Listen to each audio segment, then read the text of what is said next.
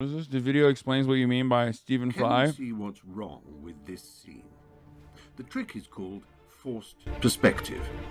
It was used to shrink the hobbits in The Lord of the Rings. Deceptive framing has also created false assumptions about the EU, some very dark and some comical. This is the story of how a mythical EU dragon was conjured up and the striking truth behind it all. Headlines like these have been a reliable way for British newspapers to win attention. In 2015, the UN Human Rights Chief urged the UK to tackle tabloid hate speech after migrants were called cockroaches. The article in The Sun began, "Show me pictures of coffins, show me bodies floating in water, play..." Like, Katie Hopkins is just a straight up white supremacist, which is pretty funny because while Katie Hopkins is white, there is straight up nothing supreme about her. One of the funniest things is when you have like the ugliest of fucking humans be like, yes, the white. Katie Hopkins is a complete psychopath. Complete psychopath. Famous for writing things like this. Rescue boats. I'd use gunships to stop migrants. No, I don't care. Show me pictures of coffins. Show me bodies floating in the water. Play violins and show me skinny people looking sad. I still don't care. This is how it feels to be a white conservative woman. I actually love this metaphor because it's a fake target and you put it there yourself. Exactly. Let's be serious. Play violins and show me skinny people looking sad. I still don't care. You referred to a plague of feral humans. I mean, are they all feral? I mean, is it actually a plague? This is the most, like, by the way, this is centrism in British media, okay? Same as centrism in American media. You said every migrant coming in from Libya deserves to be shot by a weapon. I mean, does every migrant really need to be shot? Maybe 30%, of course, but perhaps not 40. Because you look at them and think, you are nothing like me. You don't understand how our culture works. And these individuals from some of these cultures they come from are feral humans. The UN described a nasty He's being sarcastic. underbelly of racism. Ian Hislop is cool. Okay, my bad. He's the narrator guy from the Stanley Parable. And noted that Nazi media also referred to people as cockroaches, rats. Brexiteers sailed in on fears built up over decades. And it was all built on lies, too. Built on the foundation of fucking lies. Roving rapist Muslim gangs. That they were all like, that like the government was hiding the truth about like Muslim immigration. And that, they were doing a lot of crime or whatever. Nobody considered this to be a real problem, you know? They used the word hordes. They used the word cockroaches. This campaign poster captures the deception. The migrants aren't heading to Britain and have no way to reach it. The lone white face has been covered by the campaign slogan. When challenged, Nigel Farage felt no pressure to apologize. Your poster has been taken by many people as deeply offensive, upsetting, racist, anti-Muslim. Would you like to apologise to them tonight? Well, I issued a very similar poster to that 2 months before with very little debate. The problem with the poster wasn't the image. After all, it appeared on all of our front page newspapers. A leaflet played on the same fears with more subtle deception. It claims these countries are set to join the EU. I wonder why they were very upset about these countries set to join the EU. In reality, they have applied, but Turkey applied over 30 years ago and couldn't be further from joining. Syria and Iraq have not applied. They are shown for the fear factor. A second leaflet is less subtle. Turkey and Iraq are almost the same color. The arrow, part of the visual language of invasion, includes all the colors of the region. Let's move the camera for a clearer view. This is what the NHS spends by age group. Add education and pensions, and we have half of all government spending. These are the demographics of immigrants. For the record, Turkey will never join the European Union. And the reason Turkey will never join the European Union is because of that. 90 million Muslims. It's not 76. Turkey's population is like near 90 million. That's not happening. European Union would never allow 90 million Muslims, especially a much younger population too, to join the European Union. That would just never happen. They are exactly what Britain needs to support its aging population. There is overwhelming consensus among economists that immigration is good for Britain's economy. Studies show they boost public finances because they pay more in indirect taxes and make much less use of benefits and public services. What do they know? What do they know of the impact of immigration on school places and hospital waiting lists? In fact, immigrants pay for more places than they use. European migrants made a positive net contribution of £20 billion to UK public finances between 2000 and 2011. That's enough to pay for an extra 80 million GP visits per year. Immigrants also reduce waiting lists by easing the NHS's recruitment crisis. This year, the NHS has 3,000 fewer EEA nurses and 4,000 doctors are considering leaving the UK. Here's the second graph. It shows that most Leave voters live in areas with very few immigrants. 9 of the 10 districts with the highest Leave vote had low immigration.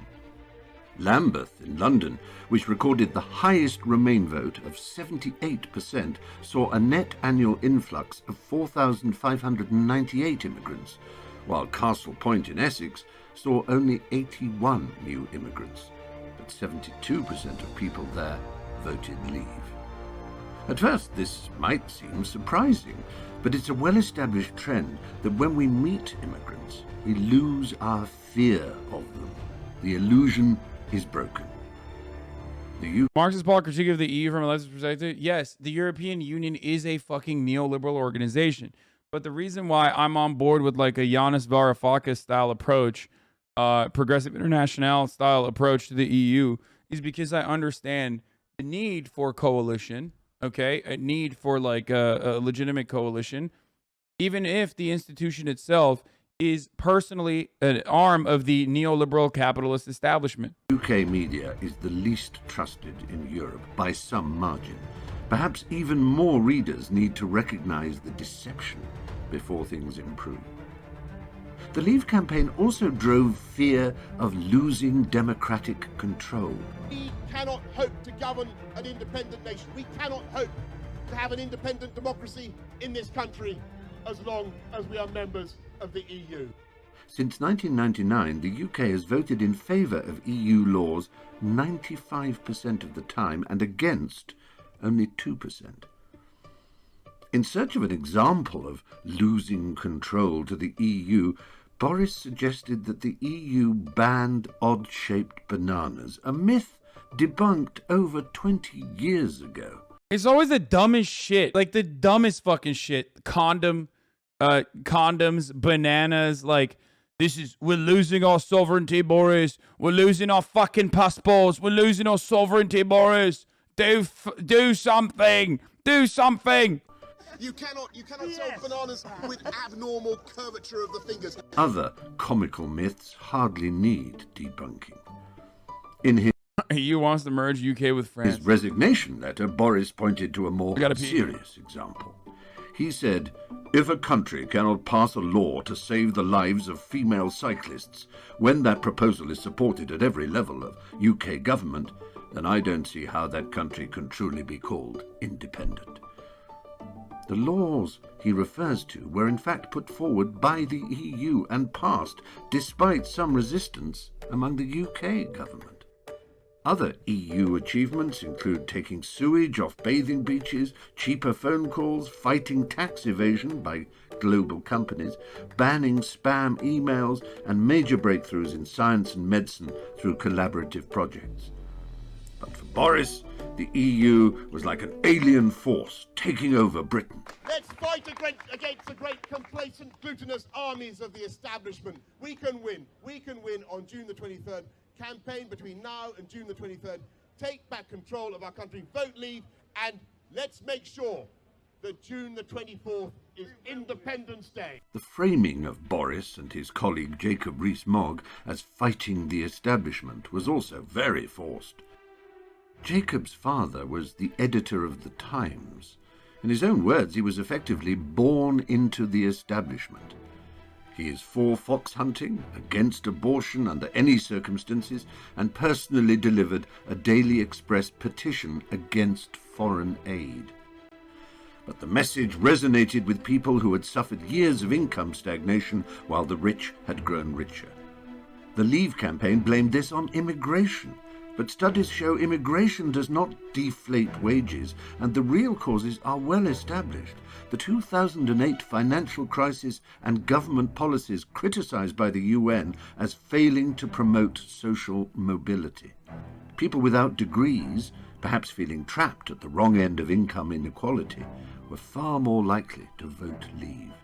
Central London is the EU's richest region, and yet 30% of UK children live in poverty. 100,000 more have fallen below the poverty line in 12 months. Boris and co seem unlikely candidates to deviate from this path. Projecting a fight against the establishment allowed the Leave campaign to brush research, data, and expert advice under the carpet. What economics body is there that they should believe? All the ones that are part of the sort of institutional infrastructure of big government, be suspicious of. I think the people in this country have had enough of experts with organisations from acronyms. The people of this country have had enough of experts. From organisations with. In a poll of top Brilliant, absolutely brilliant, bro. economists, 80% agreed that people in the UK would be poorer as a result of Brexit. Only 2% disagreed. Here's why there's such a consensus. Putting up trade barriers is bad for your economy. The withdrawal from the EU is a form of putting up trade barriers. Full stop. You are ruining your. I think the funniest part about Brexit was that, like, as I mentioned already, all of the reasons why the conservatives wanted to leave the EU were completely unfounded, with the exception of immigration, okay, which did genuinely screw over it did genuinely screw over a lot of the people who ironically were like business owners and whatnot with like tariffs and shit. But like with respect to like they're losing their sovereignty or whatever, their deal was already a very specific one with so much, with so many carve outs for the English, for Britland in general. So all it did was truly make it harder for them to then individually go back and make similar trade agreements. I take economics and I can confirm it's literally not real. I live in kind of a poor area of the UK, yet my economics teachers still push Tory-ass ideas. Of course, econ professors do that. Anti-capitalist reason for wanting to leave the European Union is one that revolves around wanting to maintain your own labor conditions and wanting to have autonomy over like what kind of labor protections you can offer if push comes to shove and the European Union tries to, stop that from happening. Yet, ultimately, the Tories are not going to do that anyway. Because to a conservative, the only way to improve labor conditions is by not offering more rights to the workers, as you are seeing currently with the fucking railway strike, but instead by limiting immigration. That's not how you improve labor conditions. You don't improve labor conditions by cutting off immigration if the capital-owning class is already dominating the way that labor conditions are seen in the country, the way that labor is treated in the country. Competitiveness specifically with your largest trading partner. It is a fact of life. It's one of the few things in economics we can talk about as a fact of life. The gravity applies. The UK trades more with Ireland than with China. Yet Jacob Rees-Mogg says a no-deal Brexit would boost the economy by £1.1 trillion. Trump has, of course, employed a similar trick, branding the whole mainstream media as fake and projecting his own alternative facts. Perhaps the Leave campaign's greatest... Dude, my favorite, yeah, see? I've heard this so many times. Train drivers already get paid $60K a year to sit in a chair and press buttons. Yeah, bro. You want to know why? Because they have strong fucking unions, you absolute idiot. And because they demonstrate their power and their importance to the center of to centers of power, capital owners, regularly. And the railway union isn't the train drivers currently that are on strike, but it doesn't matter. They have gone on strike before, as I've talked about this before, and I've heard this exact line, this line of attack against them. Trick. After dishonestly sowing and stoking so much groundless fear themselves, was to steal from that cheap Trump playbook and accuse Remainers of being guilty of their crimes. Just as Trump, the master creator of false facts, shouts fake news at whatever goes against his agenda, so the Brexiteers, the arch-instigators of electoral fear themselves, routinely labelled all the warnings from experts Project Fear. Expert warnings which have come starkly true throughout this shambles of a negotiation period.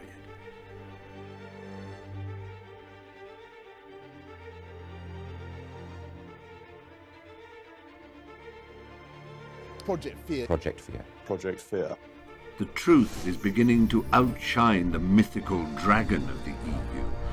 Polls show that most people would now rather remain in Europe, and there is increasing support for a vote on the final deal, something Jacob Rees-Mogg once supported. And you could have two referendums, and as it happens, it may be more sense to have the second referendum after the renegotiation is completed. Should the will of the people change when they have clearly put their deal before them, would he respect that will of the people? If in 30 years' time the UK wants to rejoin, that would be a matter for the electorate then. But this result must be respected and it must be implemented. Perhaps in a final... Yeah, no, my favorite one is the Brexit eel. Here, this is a great... For 50 years, Peter has exported glass eels from his base in Gloucester. This is so good. It's so good. All his customers are in the EU, from Germany to Holland, Sweden to Greece. This fucking idiot. With just Remember this 4 fucking days idiot? till the transition period ends, he can feel his business slipping away. We will produce the documentation, but unfortunately, our customers have also got a raft of documentation to produce to allow the import to go ahead. So why buy from the UK? Not my fucking jellied eels, bruv. Buy from another producer in I'll France. make cultural We can deliver export. to the door, no documentation, no problems. You voted for Brexit. How are you feeling about that now? I think, be careful what you wish for. Yes, I thought we were going to get a global market. This was going to be a new opportunity, but it hasn't turned out like this. I would have never voted for Brexit if I knew we were going to lose our job. Peter's business turns over around £2 million a year and employs around 10 staff. 3 times. I thought that we were to get the fucking Poles eating our jellied eels. I didn't realise that this meant tariffs for no fucking reason, bruv. I didn't fucking realise. A week, this company transports these baby More eels right paperwork. across the EU. The fear for Peter and his staff is that if there's any extra paperwork for his customers because of this Brexit deal, it could make transporting these eels uncompetitive. I mean, yeah, that's... How fucking stupid are you that your main job is exports and you literally voted for leaving the EU? Like, that's just your...